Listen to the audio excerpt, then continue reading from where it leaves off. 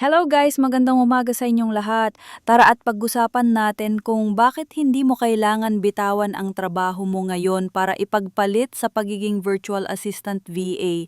Marami kasing academy ang nagsasabi na iwanan mo na ang trabaho mo at mag-switch ka na agad sa pagiging VA, pero ang hindi nila sinasabi ay mas marami at mas malaki ang mga cons ng pagiging VA, lalo na kung nagsisimula ka pa lang.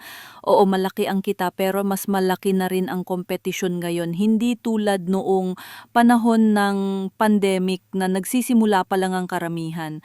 Isa sa mga dahilan kung bakit lumaki ang kompetisyon ay dahil puro positive reviews at mataas na income ang sinasabi ng mga VA Academy para lang maka-enroll kayo sa courses nila. Sa totoo lang, sobrang risky na po ngayon ang pumasok sa ganitong larangan, lalo na dahil sa dami ng kompetisyon at scammers. Kaya ang maipapayo ko lang, kung papasukin mo man ang pagiging VA, lalo na kung may maayos kang trabaho ngayon, mas mabuti kung gawin mo muna itong side hustle.